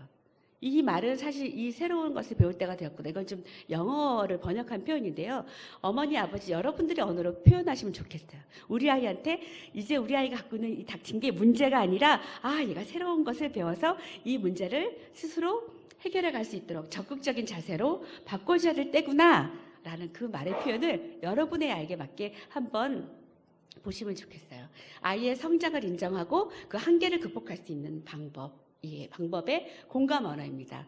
7번째 마지막은요. 과연 그럴까? 이 말도 조금 번역인데요. 정말 그럴까? 너 그렇게 생각하니? 라는 말이에요. 뭐냐면 바로 우리가 많은 고정관념들이 있거든요. 아이가 나는 수학은 못해. 3학년짜리가 이제 덧셈 뺄셈 하다가 구구단 배우는데 8달에서 꼭 막히거든. 그래서 나는 수학을 못해. 아이가 수학을 못해서 나는 이과에 있는 3학년짜리가 이과로 가는 그런 미래의 어떤 직업들은 다 잘라버려요. 나는 이과는 아닌 거야. 구구단 못 외운다고. 그게 말이 될까요? 근데 왜 그래요? 아이에게 고정관념이 생겨요. 그 고정관념이 어디서 왔을까요? 어쩌면 선생님이 너 수학 이렇게 못하면 너 의사 되고 싶다 했지? 너 학교 못 가. 그렇게 말했을 수도 있겠어요. 부모가 그렇게 말했을 수도 있겠어요. 어린아이에게도 인생을 오래 산 사람만큼이나 고정관념이 많이 있습니다. 그 고정관념을 아이들이 얘기할 때 그것을 깨워주는 말이 필요해요. 그렇지 않다라고 전달하는 건데 그냥 그렇지 않아. 뭐 애가 그렇게 말하니 넌 그거 못하지 않아. 그냥 말하는 것이 아니라 아이가 다시 다른 시각으로 자신을 볼 수 있게 말을 해주는 거예요. 정말 그럴까? 네가 수학을 못한다고? 아닌 것 같은데. 네가 지난번에 이런 문제는 이렇게 엄마한테 얘기했잖아. 그게 수학이야. 그거는 구구단을 다 하고 나눗셈까지 해야지 알 수 있는 수학인데 중학교 형아들이 배우는 수학을 너는 그때 그냥 이렇게 한 건데 아이가 너가 수학을 못하는 게 아닌데 이렇게 바뀔 수 있어요. 아이 안에 있는 그들의 세계 안에서의 그 고정관념을 깨주는 거, 그 시각이 어디서 나와요? 공감해 주는 것에서 나와요. 공감은 아이의 마음을 들여다보고 만져주고 알아주는 것입니다. 7가지 말 한번 같이 읽어볼까요? 시작. 뜻이 있었구나. 훌륭하구나. 새로운 것을 배울 때가 되었구나. 과연 그럴까? 예. 이거 빈정대면서 얘기하면 안 되는 거 아시죠? 과연 그럴까? 네가 잘할 수 있을까? 공감이 중요한 건 뭐라고요? 표정, 눈, 아이 컨택. 아이 표정으로 말해야 돼요. 예. 그래서 빈정대지 않고 아이가 내 마음을 엄마가 100% 이해할 뿐만 아니라 그 대화를 하고 나면 갑자기 할 수 있게 한번 해보고 싶게 만드는 거예요. 그런 영향력을 주는 것이 바로 말입니다. 그냥 말이 아니라 공감해 주는 말입니다. 이 단어들을 좀 입에 익숙하게 달고 있으세요. 우리 아이뿐만 아니라 우리 같이 공동체 있는 아이들에게도 아이들이 와서 맨날 이렇게 중간에 사고 치고 들어오고 막 와서 시끄럽게 하고 그럴 때마다 아이가 어떻게 하라고요? 아이가 지금 어떻게 하고 싶은 말이 있어요. 마음에 담긴 말이. 그 말을 먼저 읽어주는 거예요. 제가 사실 여러분하고 짧게 요거 하고 워크숍을 하려고 그랬는데요. 공감의 말은요. 지금 말한 그 7가지의 말은 말을 여러분이 외워서 하라는 게 아니에요. 마음을 읽어주라는 거예요. 여러분 마음을 읽어주려면 어떻게 하지 마음을 읽을 수 있죠? 마음을 봐야 돼요. 여러분 자녀의 마음이 보이십니까? 배우자 서로의 마음이 보이세요? 마음을 어떻게 봐요? 근데 저는 제 남편의 마음이 보입니다. 마음이 우울할 때, 마음의 근육이 축 늘어져 있을 때, 마음에 뭐가 담겨 있는지 보여요. 여러분의 자녀들의 마음이 보이셔야 돼요. 잘 안 보이시면요, 눈 감고 하나님, 우리의 마음 좀 보여주세요. 마음 좀 알게 해주세요. 기도하세요. 마음이 보여야 됩니다. 그래야 그 마음을 해독할 수 있어요. 우리 아이가 몇 살이던간 벌써 우리 아이들의 마음에는요, 독이 좀 들어가 있어요. 그 독의 50% 이상은 부모님이 주셨을 거고, 밖에 교육기관에서 다른 사람의 눈으로 독이 들어가요. 제가 아는 아이는요, 어린아이인데요, 7살인데요, 자기가 되게 뚱뚱하고 못생겼다고 생각해요. 그것을 엄마 아빠한테는 뚱뚱하고 못생겼다고 느끼지 않았는데 꼭 할머니 할아버지를 만나고 오면 뚱뚱하고 못생겼다는 그런 피드백을 받고 와요. 그래서 아이가 부끄러워하고 위축되고 한 끼는 답을 안 먹으려고 그래요. 두 번째 끼부터는 잘 먹죠, 당연히. 근데 위축돼요, 마음이. 왜요? 독을 먹어요. 누군가 이 아이의 마음에 독을 뿌렸어요. 아이의 마음을 좌절시키고 잘못된 시선을 아이한테 보여줬어요. 그거 어떻게 해야 돼요? 그 마음을 보면 이미 벌써 독이 딱 저 사람이 아니죠. 어머님, 아버님 우리 아이의 마음에 독을 탁 양념을 치는 순간 알아야죠. 그 자리에서 탁 막아주면 좋겠지만 안 되면 집에 와서 바로 해독해야 돼요. 할머니, 할아버지가 그렇게 말한 것에 대해서도 이야기할 수 있고 네가 얼마나 사랑받을 만한 존재인지, 너라는 아이는 외모로가 아니라 네 갖고 있는 존재 자체가 얼마나 그것으로 충분히 아름다운지, 하나님이 어떻게 너를 그렇게 아름답게 지으셨는지 그 시각을 바꿔줘야 돼요. 해독하는 작용해야 돼요. 마음을 보셔야 그 일을 할 수 있습니다. 마음을 긍정적으로 표현해줘야 돼요. 애들이 거친 말 많이 합니다. 초등학교 정도만 돼도요, 어떻게 애들이 저런 말을 하지? 걔네들 세상에는요, 그쯤 말을 해야 가오가 쓰는 세상인 거예요, 벌써. 거친 말, 센 말, 표현이 그렇게 돼야 돼요. 아이가 그런 말 할 때, 우리 아이만 잡아가지고 되는 일이 아니구나. 아셔야 돼요. 뿐만 아니라 부모님들이 거친 말을 하면요, 자녀도 거친 말 하는 아이들이 많아요. 일단 그 집안의 말 수위가 딱 있어요. 벌써 어느 정도 이상 부모들이 쓰시면요, 그 정도는 아이들이 쓰고 플러스 돼요. 여러분의 말도 수위를 조절하셔야 돼요. 거칠다 생각하는 것, 아이의 마음에 독이 되는 것, 사람을 쉽게 평가하는 것, 어떤 기준으로, 세속적인 기준으로 평가하는 말들이 얼마나 많아요. 여자애가 이런 말들도, 남녀의 성을 차별하는 말들도 얼마나 많습니까? 그런 말들이 이미 여러분의 가정에 좀 만연돼 있다면 여러분 그걸 많이 바꾸셔야 돼요. 충분히 그것을 빼고 해독하고 긍정적인 표현으로 바꿔도 여러분의 자녀를 소통할 수 있는 그런 많은 말들이 있습니다. 생각하시고 노력하셔야 됩니다. 마음을 만져주셔야 돼요. 아이들이 밖에 나갔다 오고 또 일주일이 지내고 남편도 아내도 그렇죠. 그런 마음이 딱딱해져 있어요.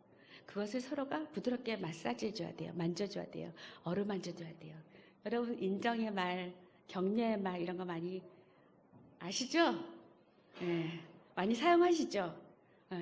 부부가 주말에 겨우 시간 내서 1시간 더 앉았는데 그때 부족했던 거, 섭섭했던 것부터 얘기하지 마시고 서로 격려해 주시고 응원해 주시고, 이 사람이 한 주 동안 애써서 마음이 딱딱해졌구나, 그것 좀 먼저 부드럽게 해주시고, 그런 일들이 시작될 때 부드러워지고 그 안에 있는 것들이 드러나고, 그래서 그 마음속에 담겨진 것들을 이야기할 수 있어요. 마지막으로 그 마음에 영향을 많이 공급해 주셔야 돼요. 어떤 걸로 영향을 공급할 수 있을까요?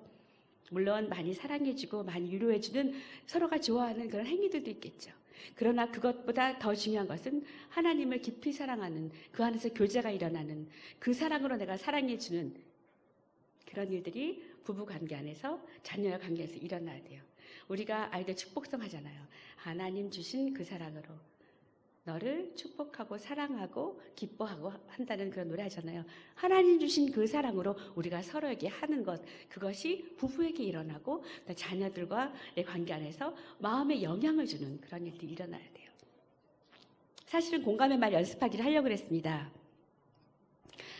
이거 그룹별로 하려고 그랬는데요. 목사님 한 10분 연습하면 안 되겠죠? 할 수 있습니까?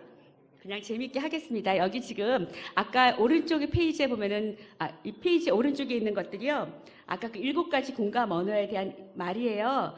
왼쪽에는 제가 그냥 지어낸 상황이에요. 거기 보면은 엄마, 오빠 왜 나왔어? 아이의 마음에 담긴 말이 뭔지를 여러분들이 얘기하시는 거예요. 서로 그 안에서. 두 번째 뭐죠? 우리 이사 가면 안 돼? 아이 마음에 지금 뭐가 담겨? 무슨 일이 일어나는 걸까요? 세 번째, 친구가 내가 싫다고 해요. 마음에 무슨 뭐가 있죠? 네 번째, 나 누구랑 결혼할래요. 이 나 누구랑 결혼할래요는요, 사실 자녀의 나이에 따라 다릅니다. 5살 아이가 와서 얘기해요. 엄마 나 짝꿍이랑 결혼할래. 그럴 수 있어요. 태도가 달라지죠. 15살 아이가 얘기해요. 엄마 나 누구랑 결혼할래. 25살짜리가 얘기해요. 엄마 나 누구랑 결혼할래. 35살짜리가 와서 얘기해요. 엄마 나 누구랑 결혼할래. 얼굴도 안 봐도 돼. 그렇습니까? 이게 아이의 연령에 따라서 여러분이 공감해 가고 풀어갈 수 있는 것이 많아요. 여러분이 할 말이 많겠지만 공감 언어만 하시는 겁니다. 공감 언어의 내용은 바로 오른쪽에 있는 마음을 읽어주는 거예요. 친구랑 놀기 싫어. 애들이 걔 다 싫어해. 나 수학 못해. 이런 말이 있을 때 우리 어떤 공감 언어를 할 수 있을까? 좀 그 그룹별로 한번 이야기해 봐 주세요. 혹시 이것 이외에 다른 정말 실제적인 우리 집에서 나오는 말을 문제로 내셔도 괜찮겠습니다. 잠깐 제가 5분만 시간 드리겠습니다. 서로가 좀 좋은 공감 언어를 좀 이야기하시기 바랍니다.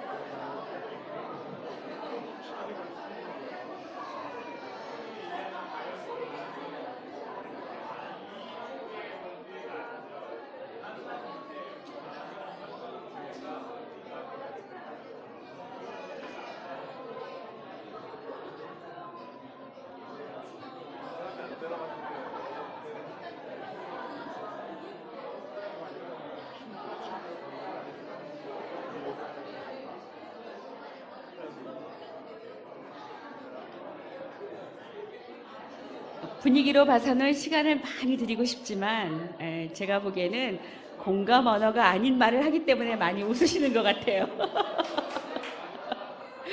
공감 언어를 하려면 참 진지해 주십니다. 네. 특히나 아빠 되시는 분들이 공감 언어와 상관없는 단방의 문제를 해결하시는 말들을 하시지 않을까 생각이 되는데요. 예. 혹시 그룹에서 탁월한 공감 언어를 했습니다. 좀 소개해 주실 것 있으세요? 우리 그룹에서 탁월한 공감 언어를 말한 것.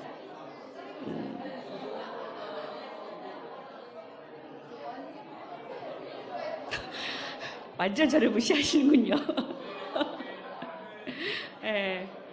탁월한 공감 언어를 우리 그룹에서 얘기했다. 좀 나눠주실 그룹이 있으세요? 공감 언어를 많이 안 하신 거죠, 지금? 예, 예. 문제 해결을 먼저 들어가시죠. 이제 조용히 해주시기 바랍니다. 이제 마무리할까요? 예, 예. 마무리한다고 해야지 여러분들이 저한테 집중하실 것 같아요. 제가 이 문제를 드린 것은 여기에 아주 특별한 대답을 여러분이 만들어내라는 의도가 아니었겠죠. 분명히 여러분이 어떤 문제를 만나면 해결책을 빨리 떠올리실 거예요. 그리고 해결책을 효과적으로 아이한테 작동시키는 언어를 생각하실 거예요. 그런데 첫 번째 뭘 하라고요? 공감의 언어를 말하라는 거예요. 그것이 1번으로 딱 버튼이 눌러져야 돼요. 그 공감 언어가 먼저 시작되지 않으면 훈육이 아무 소용없다는 겁니다. 훈육에 들어가기 전에 공감 언어를 먼저 하고 충분히 아이의 마음이 나의 마음과 연결되어 있음이 확인된 이후에 훈육이 들어갈 때 어떻게 훈육이 되냐면 훈육이 정확하게 전달됩니다. 따뜻하게 전달됩니다. 아이가 자발적으로 훈육을 할 수 있도록 그런 관계가 형성됩니다. 그래서 이 공감 언어를 많이 훈련하세요. 우리 아이들을 다 키우신 분보다 이제 임신하신 분부터 아이를 이제 막 양육하신 여러분들에게 아주 복된 겁니다. 지금부터 그 시간들을 충분히 가지실 수 있어요. 어떻게 하라고요? 해결책 좋은 엄마 아빠가 아무 소용없어요. 해결 잘 시켜주지 못해요. 공감을 더 잘해주시는 분이 훨씬 아이 양육에 유리하십니다. 경험이 필요가 없어요. 이것만 잘하시면 돼요. 뭐를요? 공감 언어를 자꾸 반복하시는 거예요. 마무리하면서 그 다음 장 한번 보겠습니다. 말보다 더 앞서야 될 것, 훈육보다 더 앞서야 될 것. 바로 이렇게 아이들과 함께 이야기를 진행할 때요. 부부가 서로 이야기할 때 먼저 생각을 준비하세요. 생각이 준비되지 않으면 말하지 마세요. 감정부터 나고 생각할 말이 나지 않아. 그럼 그때 말하면 안 돼요. 생각을 준비하셔야 돼요. 생각 없이 막 말하시면 급해서 막 하시면 여러분이 갖고 있는 성정 익숙한 거 많이 들었던 그걸로 막 쏟아져 나오기가 쉽습니다. 그때 아무리 좋은 해결책, 아무리 좋은 의견을 전달한다 그래도 이미 닫혀지거나 왜곡된 마음에 그것이 잘 들어가서 작동하는 일은 참으로 쉽지 않습니다. 상처를 받게 됩니다. 특히 욕을 하거나 매를 대시는 분이 있으시면 되도록이면 정말 끊으세요. 네, 매를 대지 마세요. 공감이 충분히 되고 말로 설명하지 살 수 없는 일들은 없을 거예요. 그 일들로 먼저 시도하시고 훈육에 있어서 매는 아이가 하나님을 떠나 죽을까 하여 되는 것이 바로 매라고 했습니다. 그 전까지는 여러분이 충분히 아이와 공감할 수 있도록 대화를 하셔야 돼요. 그래서 생각하셔야 돼요. 생각을 잘 전달하기 위해서. 오늘 아이랑 얘기했는데 얘가 끝까지 내 말을 못 알아듣는 것 같아요. 그러면은 여러분의 생각을 좀 글로 써보세요. 내가 정말 하고 싶은 말은 뭔지, 혹시 내 생각이 잘못된 건 없는지, 내 생각이 이중적인 건 아닌지, 내 생각이 하나님의 뜻과 달라서 안 먹히는 건 아닌지, 내 생각이 너무 세속적인 건 아닌지 한번 글로 한번 써보세요. 정말 내가 하고 싶은 말이 뭔지. 그래서 큐티를 하거나 말씀 묵상을 하거나 일기를 쓰거나 육아일기 같은 거 여러분 가끔 쓰시잖아요. 그러면 그것 안에서 내가 정말 마음에 양육할 때 바라는 마음이 뭔지 드러나요. 그래서 그것을 정리하고 다시 복귀해서 내가 아이한테 전달하는 것들이 이중적인 가치가 있었구나. 그러면 아이한테 사과하시고 엄마가 잘못했던 것 이야기하면서 아이와 함께 다시 한번 회복하는 기회를 가지시는 거예요. 두 번째, 감정을 다스려야 돼요. 사실 감정 조절을 못하면 사실 많은 교육이 다 마이너스 곱하기 10배 효과가 납니다. 그것만 기억하세요. 감정을 조절하지 않고 하는 훈육은 내가 원하는 것에 마이너스 곱하기 10. 네. 더 말 설명 안 해도 될 것 같아요. 감정을 조절하지 않는다는 것. 감정은 마치 소통하는 관계 안에 끼어있는 이물질 같아서 그것이 꽉 차 있으면은요, 소통이 안 되죠. 이성이 마비가 돼요. 전달하는 것 족적 다 막힘을 당하죠. 그것이 먼저 뚫려야 돼요. 그것이 먼저 해소가 돼야 돼요. 그 일들이 일어나기 이미 늦었다고 생각하시는 관계가 있습니까? 늦은 건 늦은 때가 아니에요. 그때부터 조금씩 그것을 녹여가는 시간이 걸리겠죠. 10년 동안 만약에 묵혀져 있던 오래된 기름때가 꽉 거기에 굳어져서 꽉 막고 있다고 생각해 보세요. 10년 동안 굳어졌는데 얼마만큼 걸려서 녹일 수 있을까요? 한 방의 부드러운 말과 물질로 해결이 될까요? 안 되죠. 10년까지는 안 걸려도 오랜 시간이 걸릴지 몰라요. 그 시간을 투자해서라도 그 길을 원활하게 뚫어놓고 그 감정이 내가 그동안 만들어왔던 찌꺼기 그것을 다시 사과하고 내가 달라지고 아이와 함께 소통하고 그런 과정들을 좀 만들어가는 것도 좋을 것 같습니다. 세 번째는 바로 대상을 사랑하는 거예요. 대상을 사랑한다는 건 어쩌면 우리가 사랑하니까 정말 이걸 하지요라고 하는지 모르겠어요. 그런데 여러분이 시편에서 지금 보고 있는 하나님의 사랑 어떤 사랑이죠? 헤스데드. 더샘물 성도는 잊지 말아야 된다고요. 그러셨죠, 목사님이. 헤스데드. 어떤 사랑이요? 한결같은 사랑. 번역이 또 당연하죠. 끊임없는 사랑. 똑같은 것, 일정하게 똑같은 것, 끊어짐 없는 감정에 따라서 달라지지 않고 기분에 따라서 달라지지 않고 내가 있을 때 혹은 없을 때 그것이 생겼다 안 생겼다 하는 것이 아니라 끊임없이 있는 그 사랑.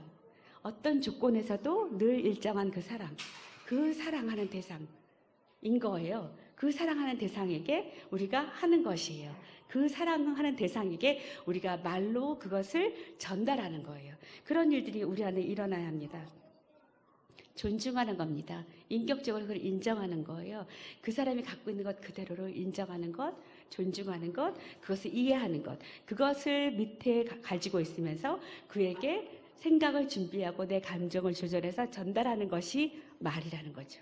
이쯤 되면 말이 그냥 말이 아니라 수준이 달라지겠죠. 그런 말을 여러분의 자녀에게, 여러분의 마음으로부터 전달해야 됩니다. 사랑하는 사람들에게 말입니다. 사랑하는 사람들에게 우리가 해야 될 것들은 바로 이런 것입니다.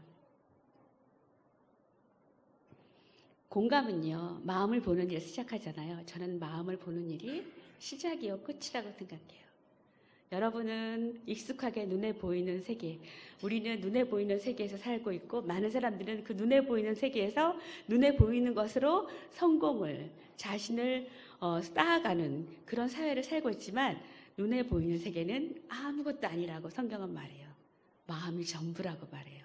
마음이 시작이요, 마음이 끝입니다. 하나님이 우리를 뭘 보신다고요? 마음을 보세요. 이 사람의 정직한 마음, 성실한 마음, 하나님 앞에 그 마음을 보세요. 여러분이 그 마음을 보는 일을 하셔야 돼요. 여러분의 자녀가 매일 하루가 다르게 키가 커야죠. 우리 지금 5개월, 6개월 돼가는데요. 우리 공동체 아이들이요. 그동안에도 쑥쑥 커요. 한 주가 지났는데 막 아이들 잘하는 게 보여요. 그래서 아유 아이들 많이 컸구나 이렇게 말을 해요. 그런데 정작 봐야 되는 것들은 뭐라고요? 아이의 마음이 자라는 거예요. 마음이 하나님의 자녀로 구비되어지고 자라가는 게 보여야 돼요. 그것이 전부입니다. 그래서 여러분은 그냥 남들이 키우는 방식으로 키우면 안 돼요. 생각하고 생각하셔야 됩니다. 하나님의 자녀를 어떻게 키워야 될지, 내 말 한마디가 아이의 마음밭에 떨어져서 어떻게 자라갈지 생각하고 생각하셔야 돼요. 그걸로 다 안 되죠. 그래서 어떻게 해야 돼요? 기도하고 기도하셔야 돼요. 내 눈이 하나님의 눈으로 바뀌어야 그 아이를 바로 보고 바로 비추어 줄 수 있어요. 저를 비춰내는 것은 어디서 해요? 하나님 앞에서 해요. 그래서 기도하고 기도하셔야 이 일을 할 수 있습니다. 마지막으로 마음에, 그 아이의 마음에, 배우자의 마음에, 사랑하는 그 대상의 마음에 주의 말씀과 그의 사랑으로 매일매일 담아주셔야 돼요. 매일 표현해 주셔야 돼요. 매일 하나님의 사랑으로 그를 쓸어 안고 가꾸어 주시고 만져주셔야 돼요. 이것을 제일 많이 할 수 있는 장소가 어디냐면요. 기도하는 장소예요. 기도할 때 눈을 감고 여러분의 자녀 이름을 떠올려 보세요. 외모를 떠올리라는 것이 아니에요. 그 아이의 마음을 떠올리세요. 그 마음을 만져주세요. 그 마음을 부드럽게 해주세요. 그 마음에 하나님 것을 채워달라고 기도해 주세요.